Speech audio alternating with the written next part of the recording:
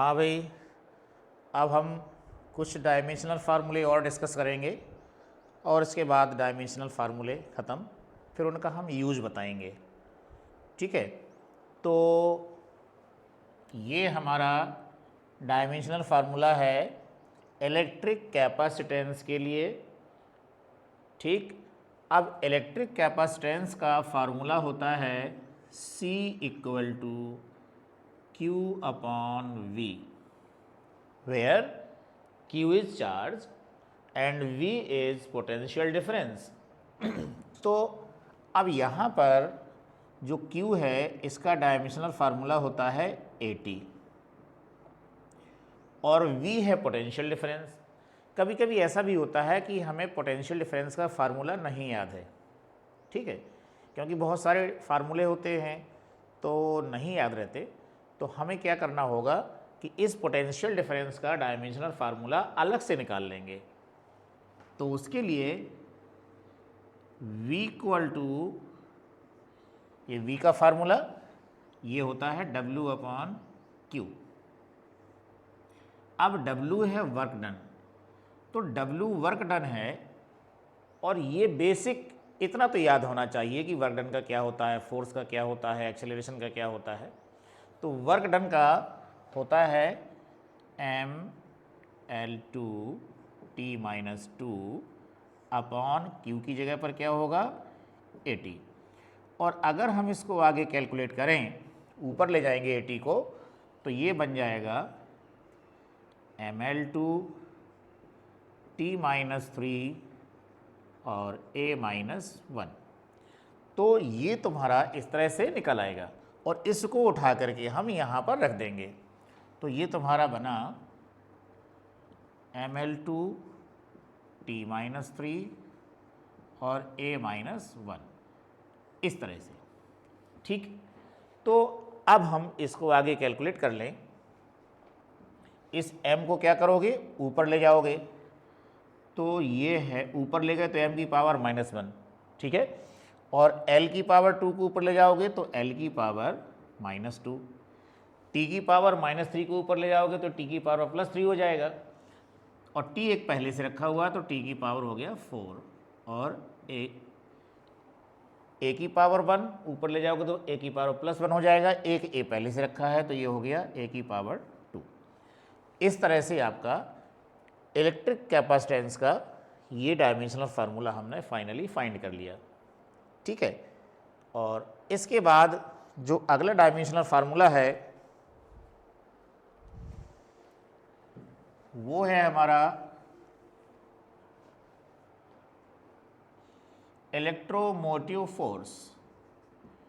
Electromotive force short में हम इसको इलेक्ट्रो का E ले लिया हमने, मोटिव का M ले लिया और फोर्स का F ले लिया। ठीक है, तो यहाँ पर जो EMF होता है उसको याद रखना है। EMF जो है सेल में होता है, इलेक्ट्रिक सेल बैटरी, उसमें EMF होता है और वो EMF जो होगा वो पोटेंशियल डिफरेंस के इक्वल हुआ करता है। मतलब EMF का डायमेंशनल फार्मूला पोटेंशियल डिफरेंस के डायमेंशनल फार्मूले के इक्वल होता है। ये नहीं कि EMF पोटेंशियल डिफरेंस के इक्वल है, पर डायमेंशनल फार्मूले दोनों के सेम हैं।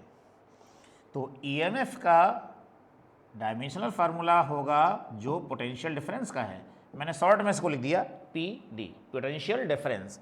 और पोटेंशियल डिफरेंस में खास बात यह है कि पोटेंशियल डिफरेंस, तो डिफरेंस से कोई फ़र्क नहीं पड़ेगा, केवल पोटेंशियल का डायमेंशनल फार्मूला लिखेंगे। और पोटेंशियल का डायमेंशनल फार्मूला आपका ये लिखा हुआ है यहाँ पर, तो ये हो गया mL2 T-3 A-1। ठीक है, अब देखिए हम मैग्नेट में चलेंगे। मैग्नेट, तो यहाँ पर नेक्स्ट है मैग्नेटिक फील्ड। मैग्नेटिक फील्ड और इसका सिंबल है B। ठीक है, तो ये जो मैग्नेटिक फील्ड है इसको ज़रा समझें। देखो हमने यहाँ पर ये कुछ पैरेलल लाइंस बना दी। ये पैरेलल लाइंस जो है रिप्रेजेंट करती हैं कि यहाँ पर यूनिफॉर्म मैग्नेटिक फील्ड है और उस मैग्नेटिक फील्ड की इंटेंसिटी को हम B से रिप्रेजेंट करेंगे। इस मैग्नेटिक फील्ड में हमने एक रखा है कंडक्टर, और ये कंडक्टर है, मतलब कोई भी वायर रख दीजिए, लोहे की रॉड रख दीजिए, ये कंडक्टर है, बिल्कुल स्ट्रेट कंडक्टर है ये, और हमने इसकी लेंथ ली है स्मॉल l, ठीक है।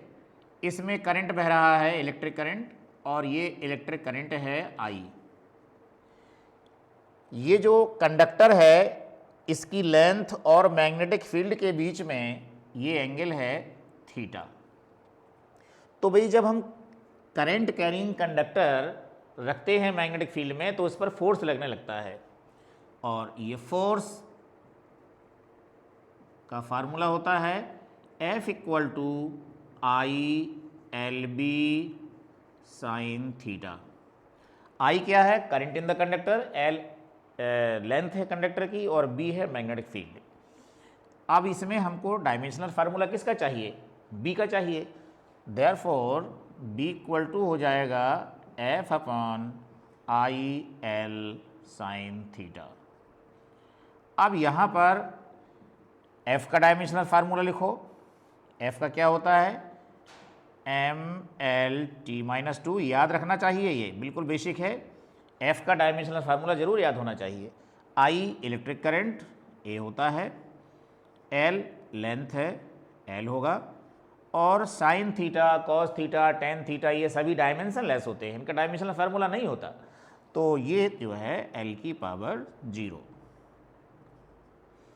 अब इसके बाद देखो ये तो 1 हो गया, ये एल कट गया, तो ऊपर बचता है हमारा एम टी माइनस टू, नीचे बचा ए, इसे ऊपर ले जाएंगे ए माइनस 1। ओके, तो ये फाइनली मैग्नेटिक फील्ड का डायमेंशनल फार्मूला आ गया। अब नेक्स्ट है मैग्नेटिक फ्लक्स। मैग्नेटिक फ्लक्स,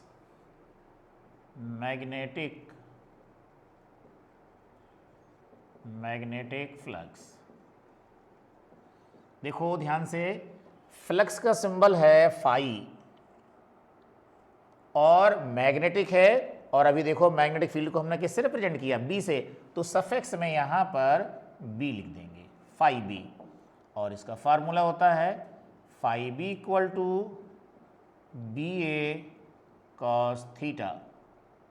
अब यहाँ पर देखो बी का हमारे पास ये है, ठीक है, समझ में आ रहा है? ये बी का ये है M T minus two, M T minus two A minus 1, और यहाँ पर ए एरिया है तो उसका हो जाएगा एल स्क्वायर, कॉस थीटा का रहेगा एल की पावर 0। अब यहाँ इनको सबको मल्टीप्लाई करके लिख देते हैं, पहले m लिखा जाता है, फिर l लिखा जाता है, फिर t लिखा जाता है, और इस तरह से हमारा मैग्नेटिक फ्लक्स का फार्मूला ये हो गया। ठीक, अब इसमें देखो नेक्स्ट है सेल्फ इंडक्टेंस। नेक्स्ट है सेल्फ इंडक्टेंस। सेल्फ इंडक्टेंस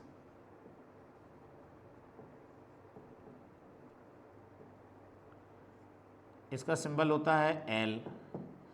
इसका दूसरा नाम भी है, इसे हम कहते हैं कोफिशिएंट ऑफ सेल्फ इंडक्शन, और इसके लिए फॉर्मूला है L इक्वल टू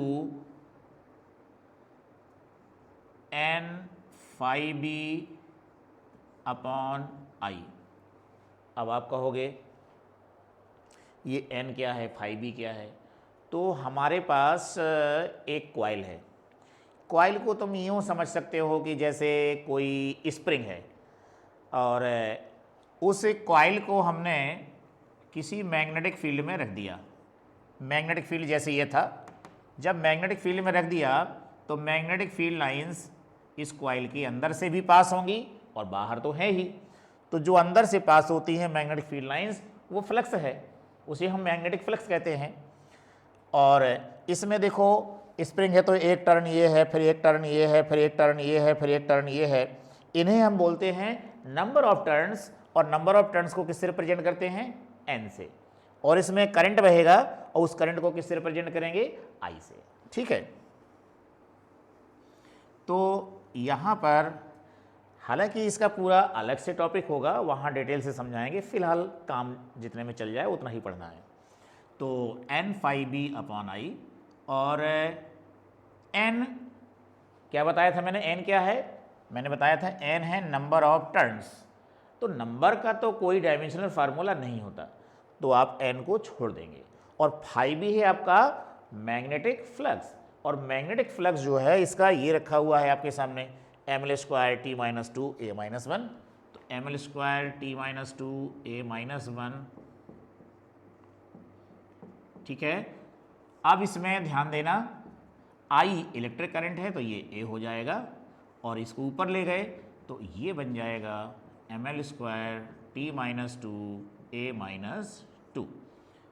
तो इस तरह से हमने सेल्फ इंडक्टेंस का डायमेंशनल फार्मूला निकाला। मैंने इसका नाम दूसरा भी बताया, क्या कहते हैं? Coefficient of self induction. ठीक है, इसके बाद नेक्स्ट है mutual inductance. Mutual inductance, mutual inductance, इसका सिंबल कैपिटल एम होता है। और म्यूचुअल इंडक्टेंस, सेल्फ इंडक्टेंस, इनका सेम डायमेंशनल फार्मूला होता है। तो हम यहाँ पर इसका वही लिख देंगे जो यहाँ पर निकाला ये वाला। तो इसका हो गया M L square T minus two A minus two. तो याद रखना म्यूचुअल इंडक्टेंस का डायमेंशनल फार्मूला ये है।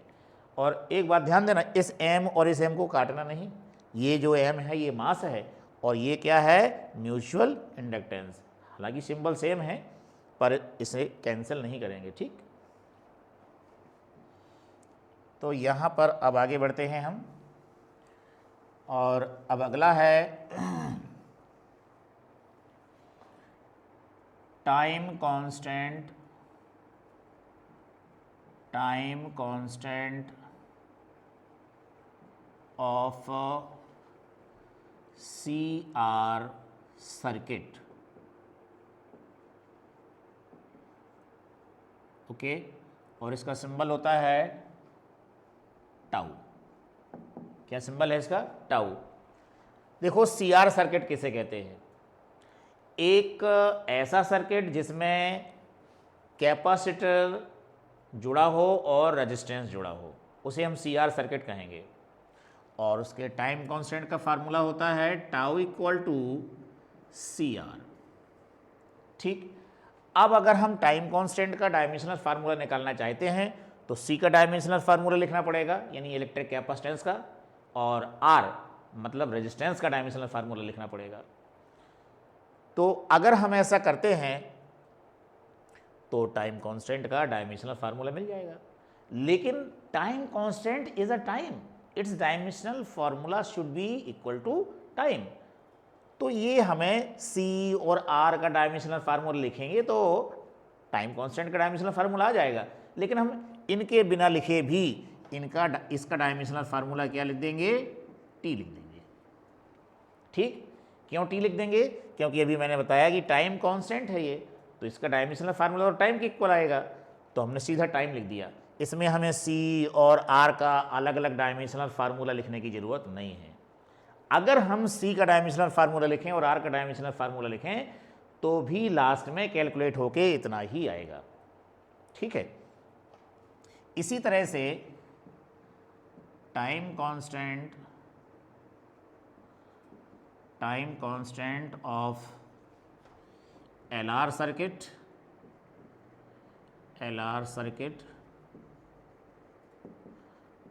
और इसे भी टाउ से ही रिप्रेजेंट कर देंगे, और ये फार्मूला होता है tau equal to L upon R। ठीक है, तो ये एल अपॉन आर होता है। एल क्या है? सेल्फ इंडक्टेंस, आर क्या है? रेजिस्टेंस। तो हम इसका डायमेंशनल फार्मूला लिखें, इसका डायमेंशनल फार्मूला लिखें, कैलकुलेट कर लें तो टाउ का डायमेंशनल फार्मूला मिल जाएगा। लेकिन ये लिखने की ज़रूरत नहीं है और हम सीधे सीधे टाइम कांस्टेंट का डायमेंशनल फार्मूला क्या लिख देंगे? टी।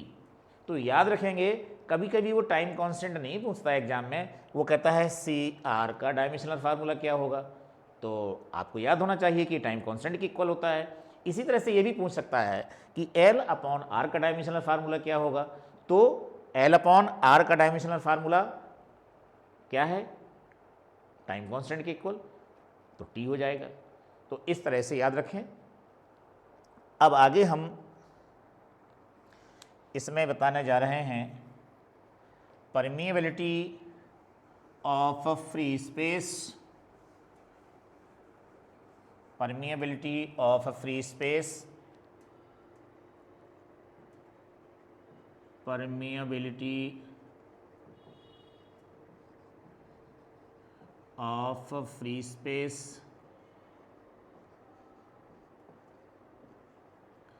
ठीक है। परमिएबिलिटी ऑफ फ्री स्पेस जिसका सिंबल होता है म्यू नॉट, म्यू नॉट, ठीक है। और देखो तुम्हारे पास एक वायर है, इसमें करंट बह रहा है आई। जब किसी वायर में करंट बहता है तो ये वायर अपने आसपास मैग्नेटिक फील्ड प्रोड्यूस कर देता है।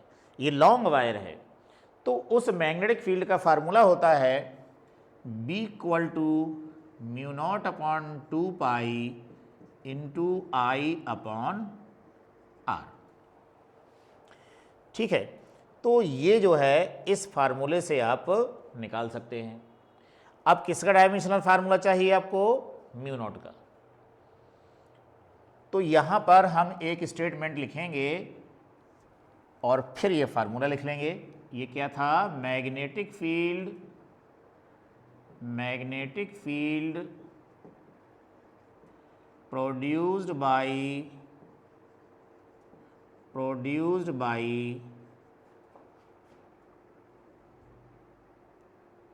a current carrying conductor, current carrying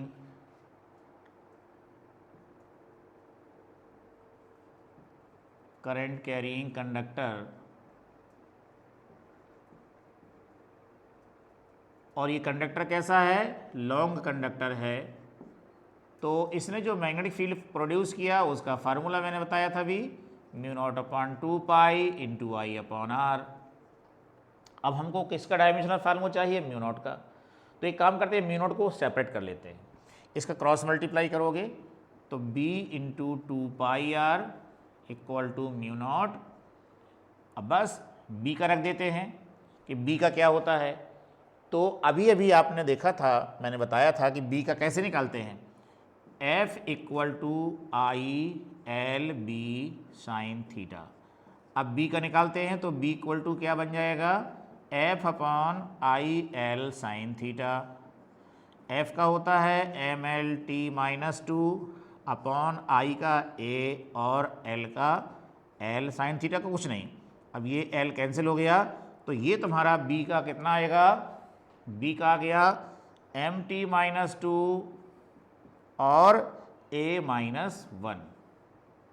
ये डायमेंशनल फार्मूले जनरली लर्न नहीं रहते, तो इन्हीं फार्मूले के द्वारा निकालना पड़ेगा, जैसे मैं निकाल के दिखा रहा हूँ, ठीक है। तो यहाँ पर हो गया एम टी माइनस 2 और a माइनस 1, 2 और पाई छोड़ देंगे क्योंकि ये डिजिट्स हैं, इनके डायमेंशनल फार्मूले नहीं होते। r जो है डिस्टेंस है और उस डिस्टेंस का डायमेंशनल फार्मूला होता है l equal to mu naught. तो इस तरह से हमको म्यू नॉट इक्वल टू मिल गया एम टी माइनस एम के बाद l लिखा करो, M L T minus 2 a minus 1, ठीक है। तो ये हो गया तुम्हारा परमिबिलिटी ऑफ फ्री स्पेस। इसको हम एक दूसरे फार्मूले से भी निकाल सकते हैं और वो फार्मूला होता है mu naught epsilon naught equal to 1 upon C square. इस फार्मूले से भी निकाल सकते हैं, क्योंकि हमको एप्सिलॉन नॉट क्या है, परमिटिविटी ऑफ फ्री स्पेस, ये इसका हमें पता है, इसके पहले हमने पढ़ा था। और यहाँ पर सी क्या है, speed of light in vacuum, ये भी हमें पता है। तो एप्सिलॉन नॉट का डायमेंशनल फार्मूला लिख दें और इसका डायमेंशनल फार्मूला लिख दें तो म्यू नॉट का निकल आएगा। तो ये आपको फार्मूला लर्न होना चाहिए। तो म्यू नॉट क्या है, परमिबिलिटी ऑफ फ्री स्पेस, और एप्सिलॉन नॉट क्या है, permittivity of free space, and C is speed of light in vacuum. ठीक है, तो सी है speed of light, speed of light in vacuum, in vacuum. ठीक, तो इस फार्मूले का यूज करके भी आप निकाल सकते हैं, और इस तरह से आपके मैक्सिमम डायमेंशनल फार्मूले कंप्लीट हो गए हैं, इनसे ज़्यादा यूज़ भी नहीं होता। तो अब हम आपको बताएंगे यूजेस, डायमेंशनल फार्मूले जो हम बहुत सारे पढ़े हुए हैं, इनका क्या यूज़ है, वो अब हम यूज़ बताने जा रहे हैं। ओके, तो ठीक है, अगर इसको नोट करना है तो आप नोट कर लें, फिर यूज़ बताते हैं।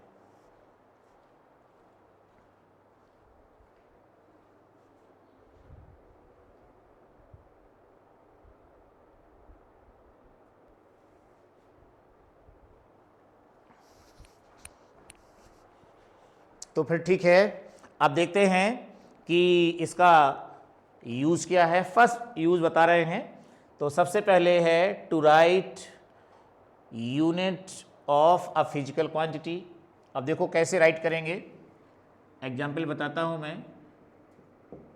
सपोज करो कि dimensional formula of a physical quantity, of a physical quantity equal to ये है ml-1t-2। ठीक, dimensional formula of a physical quantity ये है। अब हम इस फिजिकल क्वांटिटी का यूनिट लिखना चाहते हैं, तो यूनिट देखो कैसे लिखेंगे, यूनिट इक्वल टू m हो गया kg, मास है ये, l लेंथ है, इसका हो गया मीटर और पावर -1, और t हो गया टाइम जिसका है यूनिट सेकंड और पावर -2। तो इसको हम ऐसे भी लिख सकते हैं kg पर मीटर सेकंड। ठीक है, kg पर मीटर सेकंड, इस तरह से हमने इसका यूनिट लिख लिया। अब इसका नेक्स्ट यूज है to check the correctness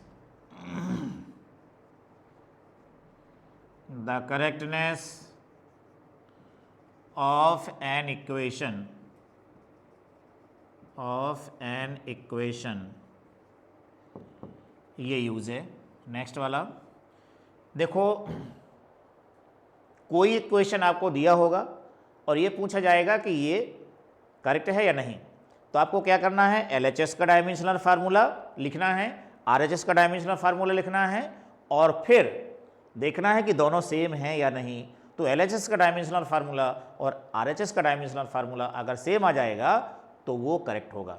example देखते हैं। फर्स्ट एग्जाम्पल देखें, जैसे आपने ये फार्मूला पढ़ा होगा v equal to u plus AT। ठीक है, स्ट्रेट लाइन मोशन का फर्स्ट इक्वेशन। अब इसमें हम देखते हैं कि LHS में क्या लिखा है।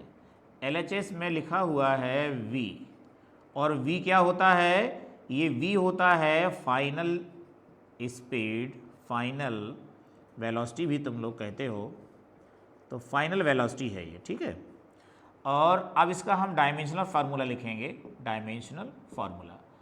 तो ये वेलोसिटी है और वेलोसिटी का डायमेंशनल फार्मूला होता है LT-1।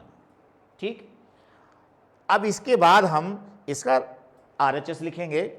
तो देखो बच्चों, RHS में लिखा हुआ है U प्लस AT। ओके, अब इसका डायमेंशनल फार्मूला, u है इनिशियल वेलोसिटी, तो वेलोसिटी इनिशियल हो या फाइनल हो डायमेंशनल फार्मूला सेम रहता है। तो जो तुम्हारा फाइनल वेलोसिटी का डायमेंशनल फार्मूला LT-1 था, वही इनिशियल, हाँ इनिशियल वेलोसिटी का भी वही होगा। तो इनिशियल वेलोसिटी का LT-1 प्लस ए इसमें एक्सेलरेशन है, इसका LT-2 होता है, और t इसमें टाइम है तो इसका t होता है। और इस तरह से जब हम देखेंगे तो ये देखो LT-1 प्लस यहाँ t-2 है और यहाँ t की पावर 1 है, तो देखो -2 और यहाँ पर 1, तो कितना आया ये -1, तो LT-1 ये भी आया। अब इसमें देखो LT-1 ये है और LT-1 ये है। जैसे यहाँ पर अगर हम x लिख दें तो ये भी x लिखा जाएगा और सम करके क्या हो जाता है 2x। लेकिन डायमेंशनल फार्मूले में आपको ऐसा नहीं करना है, x प्लस x आपने 2x पढ़ा है, पर यहाँ पर इस तरह से करेंगे सेम रहेगा, LT-1 plus LT-1 equal to LT-1, ठीक है। तो ये जो है, अब आप कहोगे x प्लस x जब 2x हो सकता है तो LT-1 प्लस LT-1 2LT-1 क्यों नहीं हो सकता। इस तरह से हम एग्जाम्पल ले लेते हैं, जैसे आप लिखते हैं 2 kg plus 3 kg equal to क्या हो गया 5 kg। तो kg तो हमने एक ही बार लिखा ना, यहाँ भी kg था यहाँ भी kg था, तो kg प्लस kg ऐसा तो नहीं कि 2 kg लिख देंगे, तो kg एक बार लिखा तो यूनिट एक ही बार लिखा जाता है, तो ये यूनिट ही तो है आपका। तो जब इनको हम सेम यूनिट का सम करेंगे तो एक ही बार लिखना है उसको, तो ये LT-1 ही लिखा जाएगा। अब आप लोगों ने क्या देखा कि जो LHS का डायमेंशनल फार्मूला आया था LT-1 वही RHS का आया, तो इसमें हम इसका रीजन लिख देंगे, since dimensions of both sides, ऐसे लिखा है ये, since dimensions of both sides are same, therefore the given equation is correct. The given equation, therefore the given equation is correct. Okay, तो इस तरह से हम किसी भी इक्वेशन की करेक्टनेस चेक कर सकते हैं। और अब हम इसके आगे अभी करेक्टनेस चेक करने के लिए और भी एग्जाम्पल बताने जा रहे हैं, ठीक है, इसको नोट कर लें।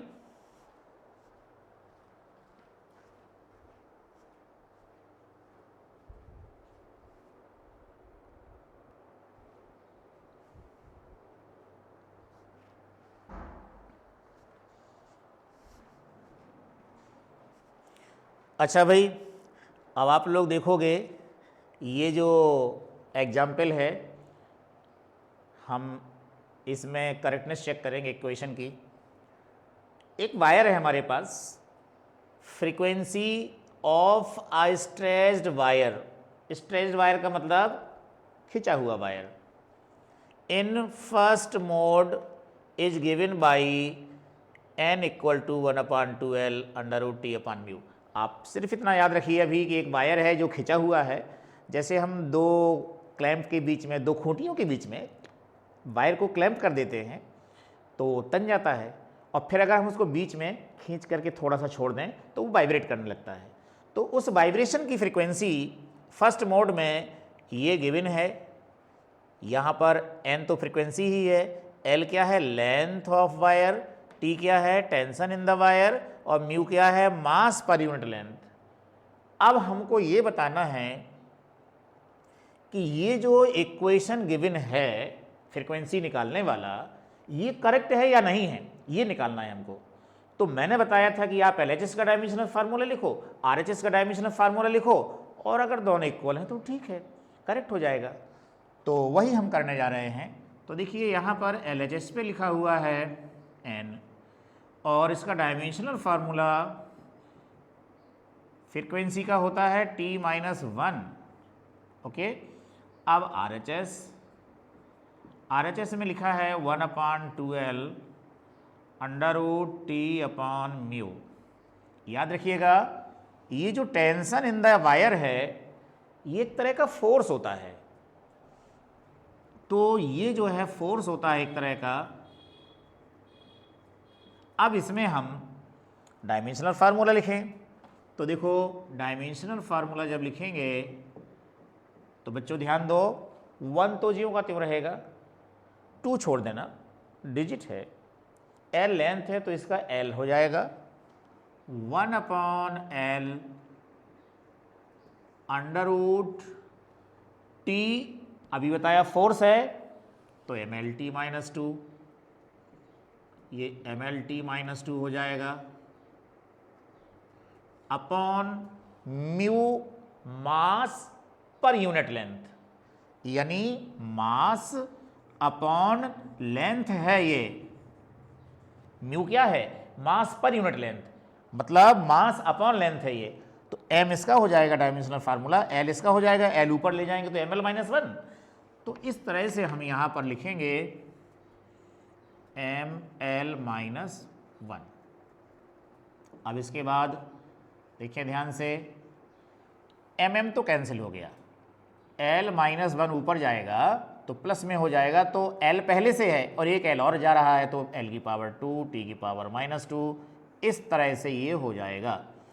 अब हम जब स्क्वायर रूट लेंगे तो आप लोग जानते हो स्क्वायर रूट में पावर हाफ हो जाती है। L⁻² है तो L⁻1 ही हो जाएगा, यहाँ -2 है तो -1 हो जाएगा। अब ये L और ये L कैंसिल और कितना आ गया? T-1। तो देखो LHS का डायमेंशनल फार्मूला भी T-1 है और RHS का भी T-1 है। Therefore the given equation is correct. ठीक है, तो आप जो है फुल सेंटेंस लिख लिया करें, since dimensions of both sides are same therefore the given equation is correct. अब मैंने केवल करेक्ट लिख दिया है, तो आप फुल सेंटेंस लिखें। ओके, अब इसके बाद में हम एक और एग्जाम्पल करेंगे और वो एग्जाम्पल है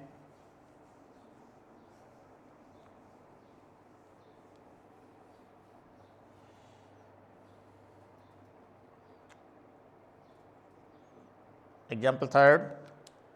इसको एग्जाम्पल को समझ लें जरा थोड़ा। देखो बच्चों, कोई पार्टिकल है, मान लो 10 सेकेंड तक चलता रहा, पार्टिकल 10 सेकेंड तक चलता रहा। अब जो लास्ट का 1 सेकेंड है उसे हम 10th सेकेंड कहेंगे। 10th, यहां से यहां तक चलने का कितना टाइम है? 10 सेकेंड। 1 2 3 4 5 6 7 8 9, 9 के बाद में जो अगला सेकेंड होगा लास्ट वाला, उस लास्ट 1 सेकेंड को हम 10th सेकेंड कहेंगे। तो मान लीजिए लास्ट का 1 सेकेंड यहाँ से यहाँ तक है और इसमें जो डिस्टेंस कवर की जाएगी उसे हम कहेंगे distance covered in 10th second, और उसको लिख देंगे S⁻10 से। तो लास्ट का 1 सेकेंड ये है, तो यहाँ से लेकर के यहाँ तक चलने का पूरा टाइम क्या है? 10 सेकेंड, और लास्ट का जो 1 सेकेंड है वो इतना है, और उस लास्ट के 1 सेकेंड में जिसे हम 10th सेकेंड कहेंगे उसमें कवर डिस्टेंस कितनी है? S⁻10। तो इस लास्ट 1 सेकेंड की डिस्टेंस के लिए हम एक फार्मूला लिखेंगे और फिर उसकी करेक्टनेस चेक करेंगे। तो इसमें आप लोग न्यूमेरिकल लिख लेते हैं, distance covered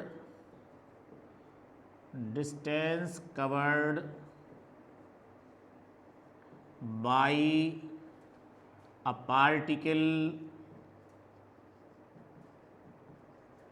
in nth second, और कभी कभी तो ऐसा लिखा रहता है tth second is given by, और उसका फार्मूला ऐसा लिखा रहता है S⁻n = u + ½ a 2n - 1, या फिर ऐसा दिया होगा। अगर nth सेकेंड लिखा होगा सवाल में तो इक्वेशन ऐसा दिया होगा, अगर TH लिखा होगा तो इक्वेशन ऐसा दिया होगा।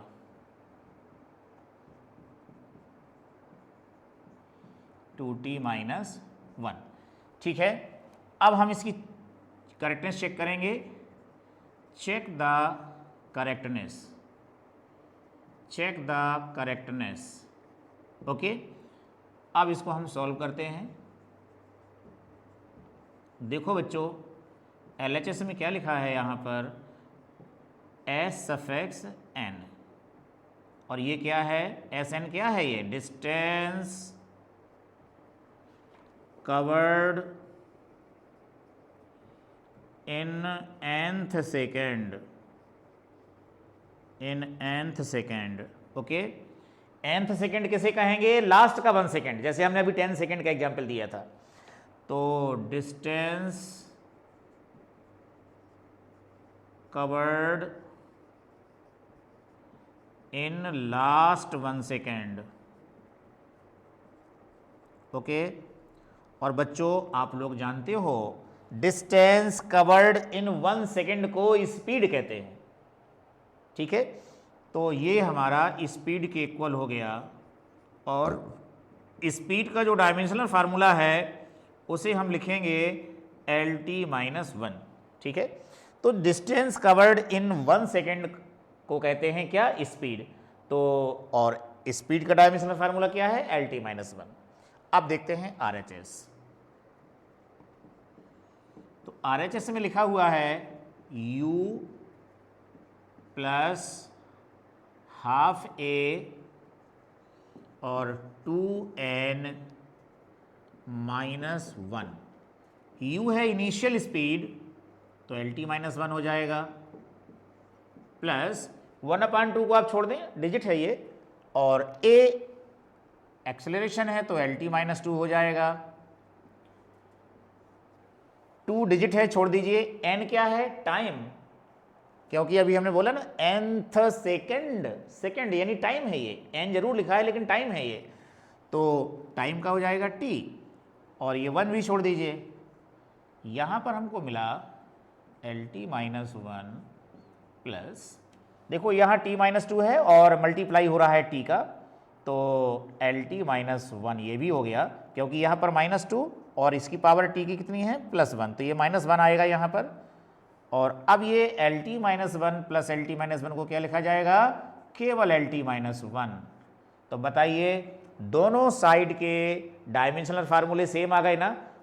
तो जब दोनों साइड के डायमेंशनल फार्मूले सेम होते हैं तो इक्वेशन करेक्ट होता है। तो ये इक्वेशन भी आपका क्या हो गया, ये आपका इक्वेशन करेक्ट हो गया। ठीक है, तो नोट कर लें इसको।